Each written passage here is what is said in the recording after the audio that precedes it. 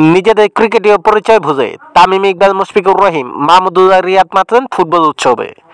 নিজেদের চিরচেনা কোনো শট কিংবা দুর্দান্ত কোনো ডেলিভারি নয়, ফরচুন বরিশাল ও খুলনা টাইগার্সের ক্রিকেটাররা পরস্পরের প্রতিদ্বন্দ্বিতা করলেন ফুটবল মাঠে। অবশ্য একদিন পরেই আগামীকাল বিপিএলের ম্যাচে এই দুই ফ্রাঞ্চাইজি মুখোমুখি হবে। এশিয়ান গ্রুপের deputy managing director Sakib Ahmed Salam এবং পরিচালক ওয়াসিফ আহমেদ সালামের আয়োজনে 4 দলের এই প্রীতি টুর্নামেন্টে অংশ নিয়েছে এশিয়ান গ্রুপ, তামিমের পরিবার এবং বিপিএলের ফ্রাঞ্চাইজি দুটি। চট্টগ্রামে বাইজিদে অবস্থিত এশিয়ান স্পোর্টস কমপ্লেক্সে হয়েছে এই টুর্নামেন্ট। 4 দলের প্রতিযোগিতায় চ্যাম্পিয়ন হয়েছে এশিয়ান গ্রুপ। দেশের ক্রিকেট ভক্তরা মুশফিক মাহমুদুল্লাহ চিনেন ক্রিকেট পরিচয়ে। যদিও ক্রিকেটের অনুশীলনে গা গরম করতে তাদের ফুটবলও খেলতে দেখা যায়, তবে এই প্রতিযোগিতায় তারা ছিলেন পুরস্কার ফুটবলার।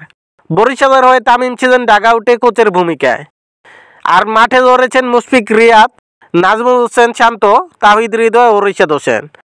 অন্যদিকে মেহেদী মিরাজের দল খুলনার পক্ষে রুবেল হোসেন, নাসুম আহমেদ, মাহমুদুল হাসান জয় ও রিপন মন্ডলরা খেলেছেন।